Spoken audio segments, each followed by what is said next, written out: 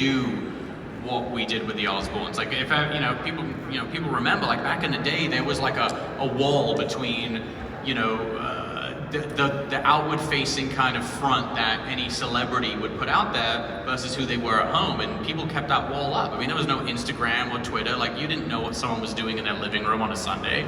So it was like this. It was a tough pill for my dad to swallow, because he's like, well, my image is about being this, rock star, madman, whatever, and Prince of Darkness, and he had a hard time kind of reconciling with like, oh, I'm gonna let my fans see me just kind of hanging out on the couch and like dealing with teenagers. So it was tough for him to kind of wrap his head around. For me, my only concern was like, I'm a 15-year-old pothead and I don't want anyone to know about this, and like, I was more concerned about getting in trouble because of the, all the bad things I was doing. All right, real quick, I just had somebody message and say that there's a lost child named Kendall Strong. Kendall Strong, if you can hear this, go to the Spookala booth. Your dad's waiting for you right there at the booth. So Kendall Strong, if you can hear me, go on up there. Definitely don't want to have any little kids lost in the room. And for those parents, if you lost your child at a horror convention, shame on you. Honestly, it's probably the best place to lose it, because it's some of the nicest people you're ever going to find, right? All right, so real quick on this too.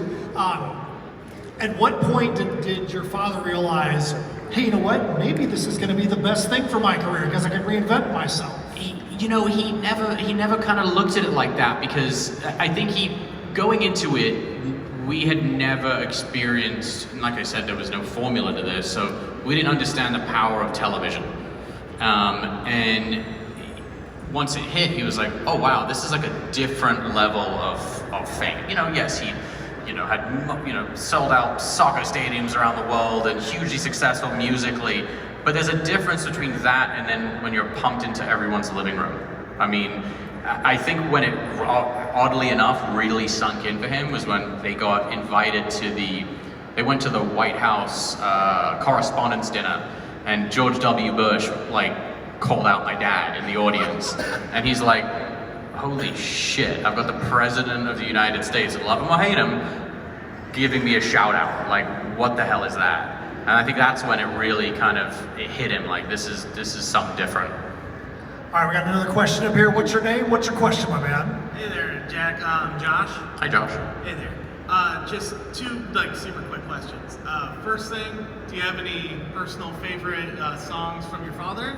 And second, how's he doing? So last question first. My dad's doing okay. He's hanging in there. He's getting stronger, and it's been a slow process to kind of get back on his feet.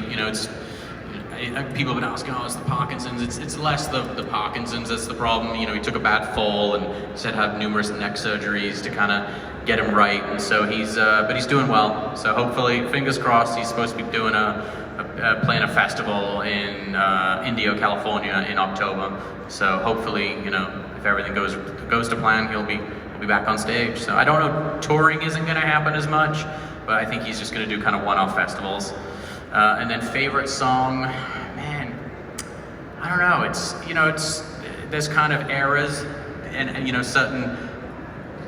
I wouldn't say there's one album in particular which I love more than the other, but Sabbath has got to be Synth with the Universe. I love Diary of a Madman.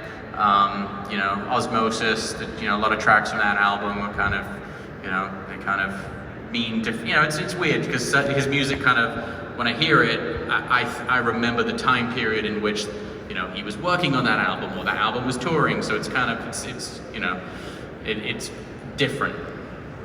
Hope that answers your question. Thanks, sir. Yeah.